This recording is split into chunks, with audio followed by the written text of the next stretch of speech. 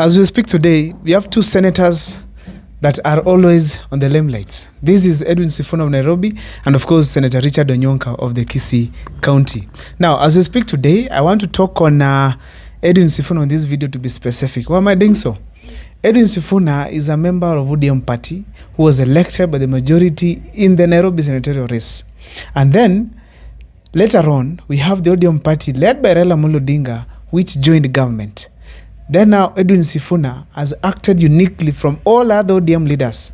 All other ODM leaders, except Onyonka, whom they are almost the same in whatever they are doing. What do I mean by this?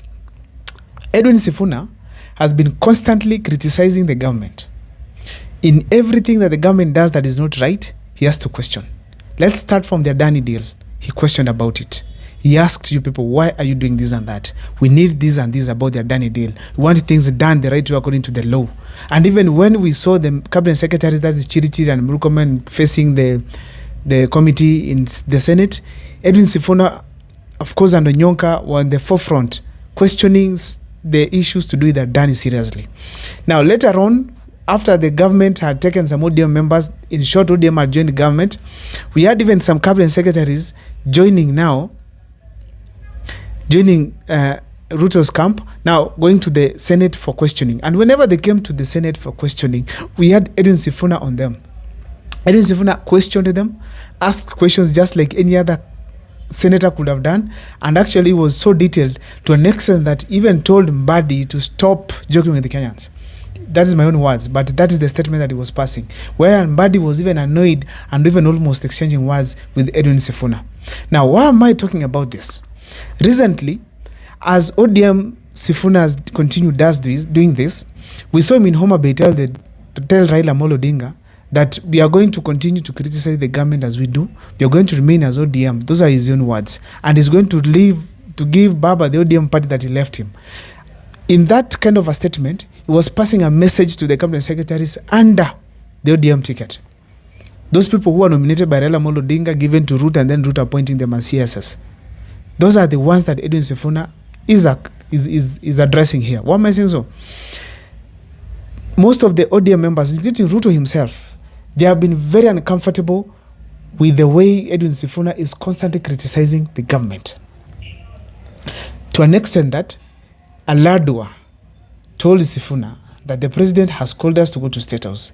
And then Edwin Sifuna asks, he's the Secretary General of ODM. How come they have been invited? He's not involved. And now he declined that kind of a visit. And then now later on, when the president went to Nairobi, he had attended a church function. We had Alado answering the ODM Secretary General, telling him that ngoja baba afanye nini? Ashinde AU, utaona. So they were simply telling Edwin Sifuna that your criticism itafika mwisho. Now, as we speak today,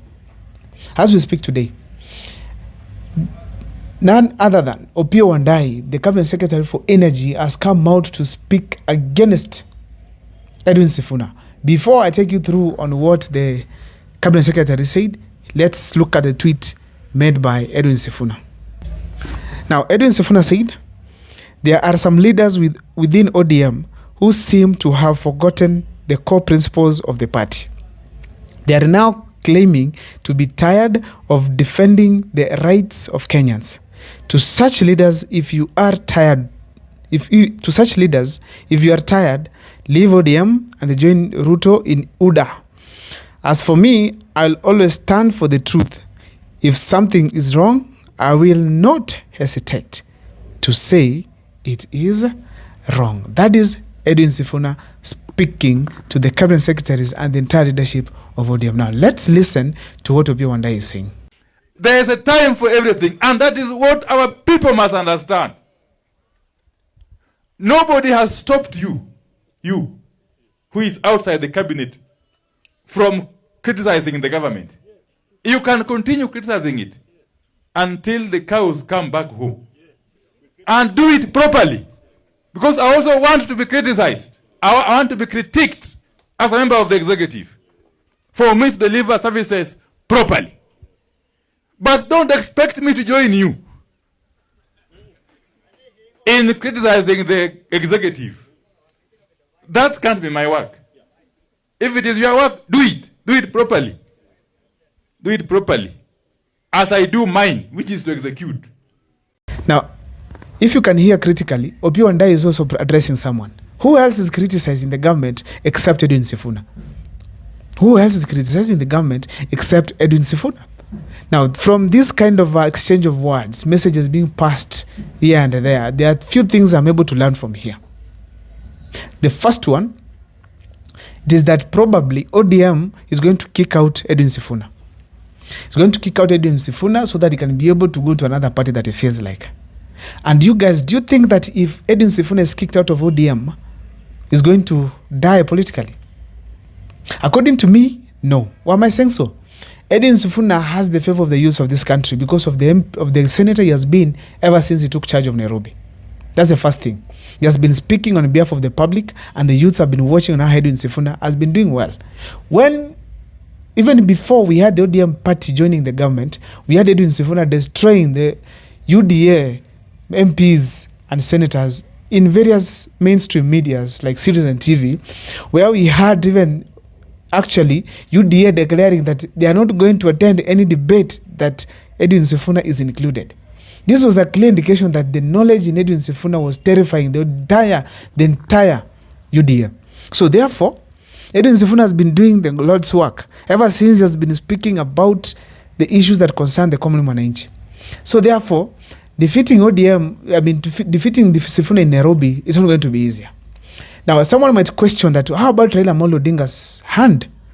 If Raila Amolo Odinga comes on board and they want to completely remove Edwin Sifuna from power, Raila Amolo Odinga is not the same person we had in 2022.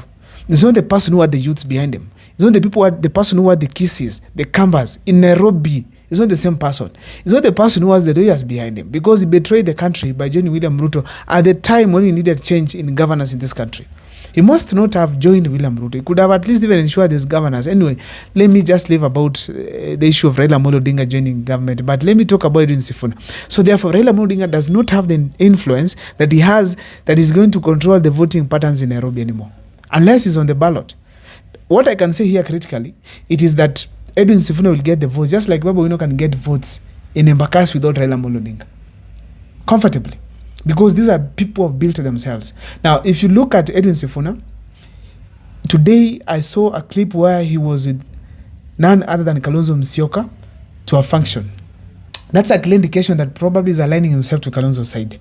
And if he aligns himself to Kalonzo's side, that means apart from the Luhya nation, apart from some part of the Luo nation also in Nairobi, apart from the Gusis, also Kambas are on board to vote for him as the senator. And if he gets to the right coalition, probably with Gachagua and Kalonzo Musyoka, if he gets the Mount Kenya support within the Nairobi city, that means Edwin Sifuna is going to be a senator for another term in Nairobi comfortably, without even using a lot of money to vote.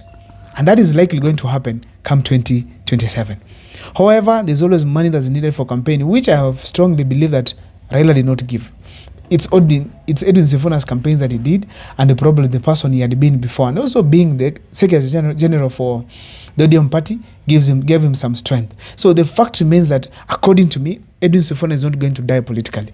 Assuming that he lost the seat in Nairobi, Edwin Sifuna will not lack a job. I am very sure even William Ruto himself will look for, if he wins the presidency come 2027, he will look for Edwin Sifuna and give him a job, and actually a big one in this country.